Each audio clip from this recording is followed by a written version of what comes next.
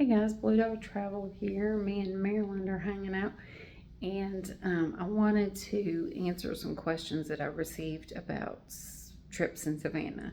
So, please like my video, hit subscribe. I would greatly appreciate it.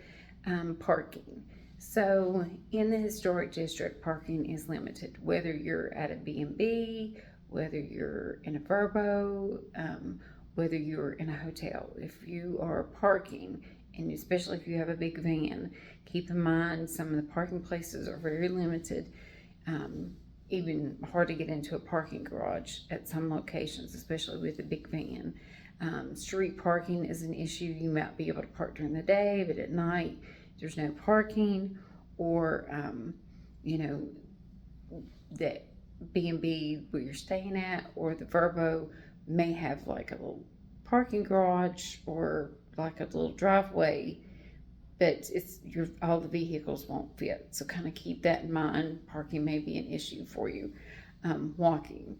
So in the area of the historic district, it's cobble streets, brick streets. Keep in mind that old trees grow up and the streets are uneven. So if somebody's in a wheelchair or a walker, you're going to have some difficulty. People go around and stealing the bricks off the sidewalk is another issue. So kind of keep that in mind. Safety. So there's quite a bit of homeless in the area. I've never had an issue myself, but just kind of keep in mind a lot of pickpockets, not really in the historic district, but outside of the historic district. We usually have anybody that I go with, I say, if you got a crossbody bag, use that. Try not to take too many valuables, especially on you. Use the hotel safes if you can. Don't leave anything out in your car that's, people can see. You get windows broken out that way. I'm trying to think of what else. Backpacks, when you're out walking and you have a habit of taking it off and setting it down by your feet. Somebody just comes up, sits down beside of you, picks it up and walks off. Just kind of be aware of your surroundings. Most of the time when we went out, especially if we were on a Girl Scout trip, all of our food and stuff was already paid for, so we didn't ever have to take out, money or anything like that. The other thing that I want to mention is price difference. So when we were there the first time, we noticed that on the streets closer to the popular areas, the pricing difference changed.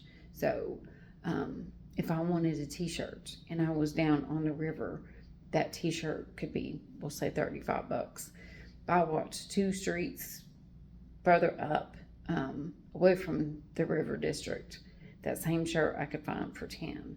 So not always the same, could be vice versa.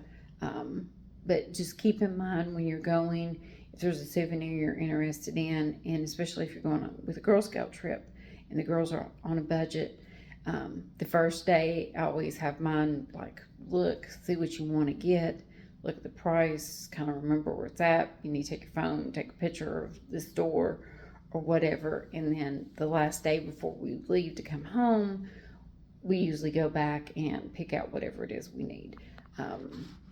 Or whenever I go with my family, we've never had a real issue with,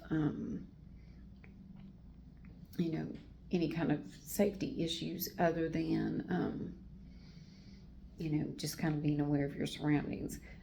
I'm fine walking around with me and, one other person. I don't ever go out by myself.